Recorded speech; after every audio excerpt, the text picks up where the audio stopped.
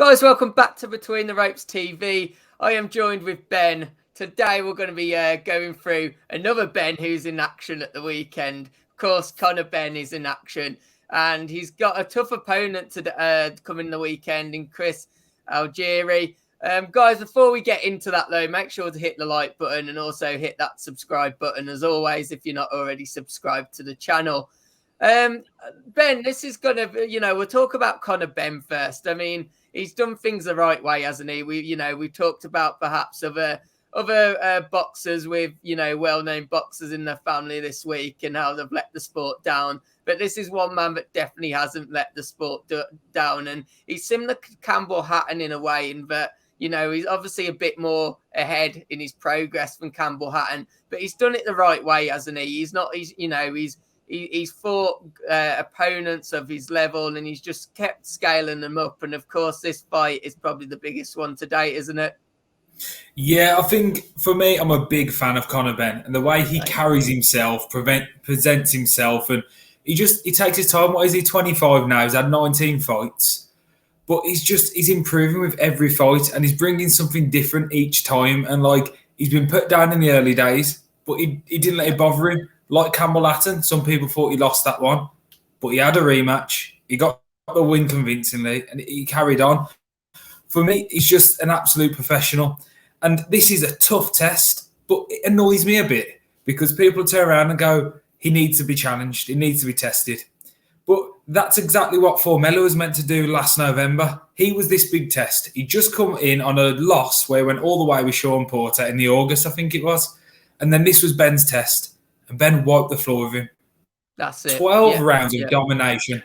And then it's kind of like, so people acting like, oh, yeah, it wasn't his test. Well, it was meant to be, but he made easy work. So then next time, Vargas, been in there with Khan, knocked Khan down. Big names he'd been in there with. And this will be his test. First round, boom, it's over. Where's the test? And I just think then, I'm not very good at pronouncing it. Granados I'm going to go for. Ran away for the first round.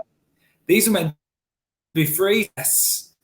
And people are slating Ben for not being tested, but he made easy work of them. You can't blame him for doing a good job and them not being tests. And then if this does turn out to be a test and he struggles to get the win but does, people are going to slate him for it, saying he's not ready.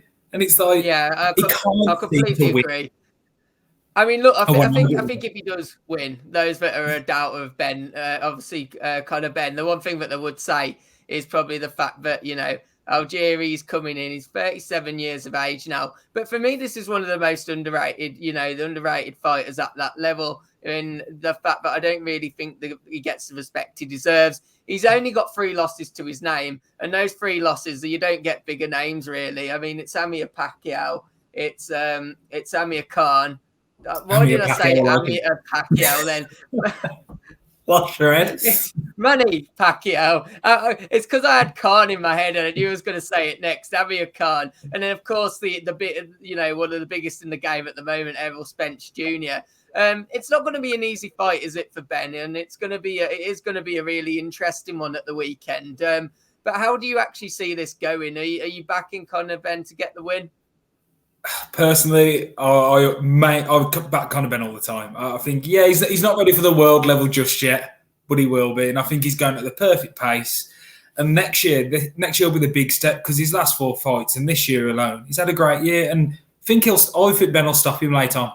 It's the one thing we haven't seen from him in those 4 fights, that late stoppage. Well, this is a 4 fight, sorry, those 3 fights. That late stoppage. I think it's what we'll get this time. I think he'll kind of get the feel for it. He'll try and box him, and then I think he'll look for those deadly shots. But Algieri, Pacquiao knocked him down 6 times, and he did struggle in that. But then the Khan fight, some people I've spoke to think he won that fight. And I just think this is experience. I think you watch Algieri, and his chin's not exactly there. So I do think he's vulnerable to being stopped, in my opinion. He gets put down quite a bit, and he gets back up because he's a fighter. And I think the one thing that Ben is as well, he can be a fighter, he can go into an absolute war. So I don't know. I think it'll be tough. I think he'll have to dig deep, but I think we'll see Ben winning by stoppage late on, 9 or 10. I think you've hit the nail on the head there. I think it is going to be a war on Saturday, and I think we've talked about Algieri. Well, of course, the bloke's only ever been knocked out once, and that was by a TKO. So he is a fighter. He will just keep getting back up, and you spoke about that too. And yeah, I do agree with you. I think it's going to be it's going to be a step up, but I do fancy Conor Benn to come out and get the win. I really do. And I think. So one thing I was also going to mention, obviously Conor Benn, he's already come out and he said that he wants to fight the winner of Khan Brook. Is that a fight you'd like to see, or do you want him to maybe take it to, I guess, a level of current fighters that are active? So for me, he called Khan out before, didn't he? And then I've always said Benn against Brook or Khan is more exciting than Khan and Brook. Yeah. The build-up to Conor and Brook will be exciting, but the fight itself, Benn beats them both. That's my opinion. The level they're at now, and the level he's going, they're on the decline. He's still on that increase, and he beats both of them. And I think for the beginning of next year, well, just after that, it'll be good for him, but he needs to get out before that because he needs to keep fighting at the rate he is, keep the opponents something different each time, like the speed of Khan would be good for Benn to try and get used to. And then next year, maybe the end of the year, he gets a title shot. Yeah, I completely agree. And I think, I think after, if he gets the win at the weekend, there's only going to be so many more fights before he does have to start getting in with those really big, scary names, let's say, in this weight division. And although I'm a massive fan of him, I just think he could do with a few more before having to go into that fight personally. Of course, we have got another big fight coming at the weekend, and she's a woman that needs no introduction at all, really, so I'm not going to give her much of one, but Katie Taylor is back in action. What was that? Sharipova. Yeah, that's it. Yeah, we'll talk about her instead. Yeah, she needs no, well, of course she is the opponent, but Ben, I mean, this is only going to go one way, isn't it? Or am I being maybe a bit dismissive of her opponent? No, I think you look at Sharipova, she's got something, but Katie Taylor, she's one of these female boxers who's on another level. Yeah. And I do think that if she fought McCaskill again or Amanda Serrano, then it's not 100% going Katie Taylor's way. But I have Katie Taylor winning every fight apart from those. So if she's ever going to lose, it'll be to one of them pair.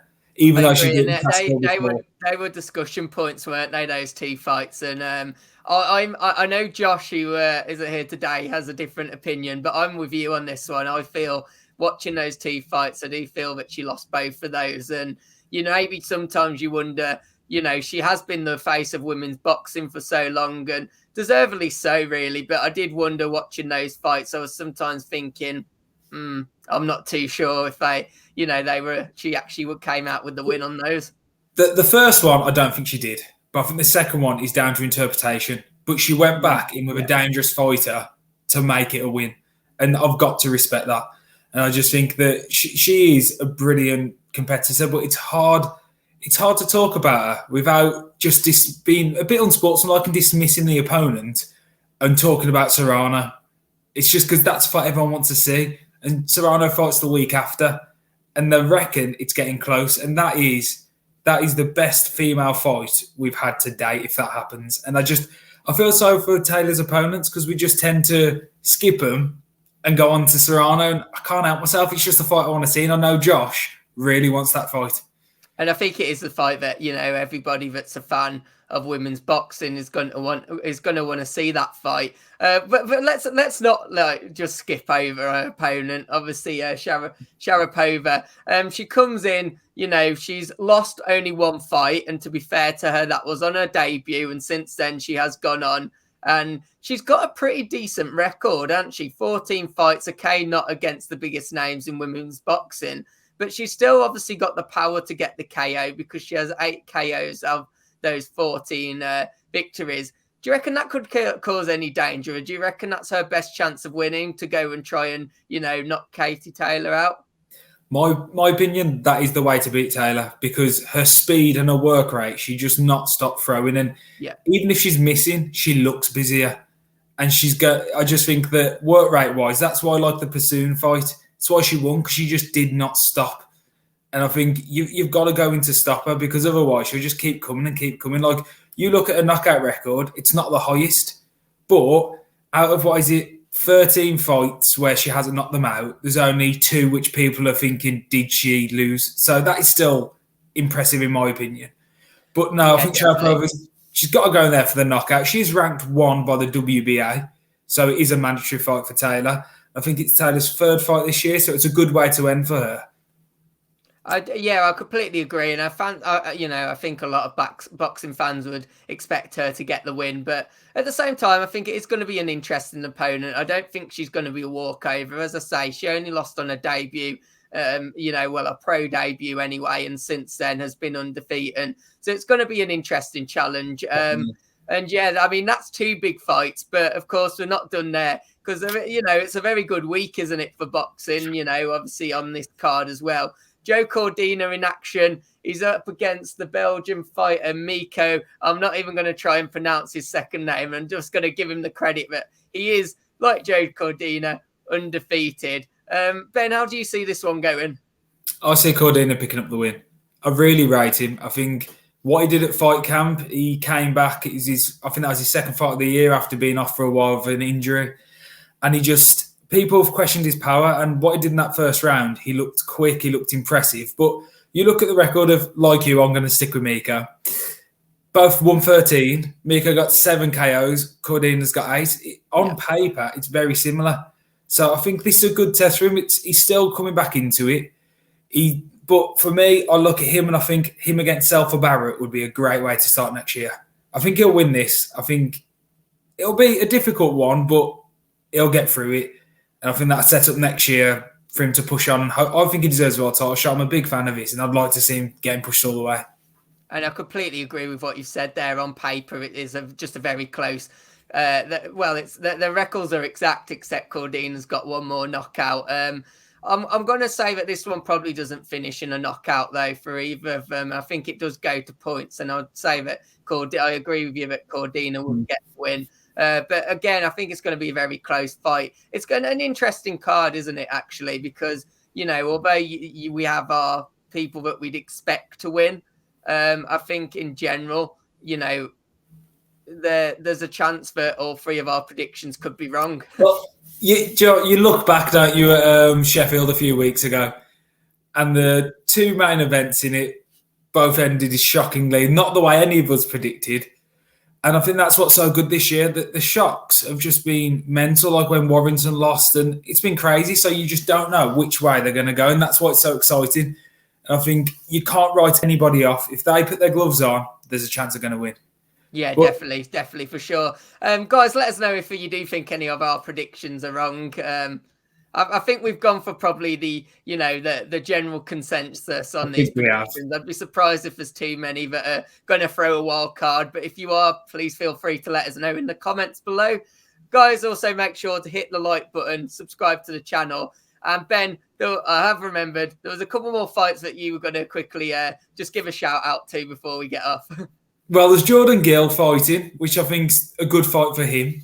But what I wanted to just pick up on is Peter McGrail is going to be making his 2nd fight. He made his debut in Liverpool on the Fowler Liam Smith card.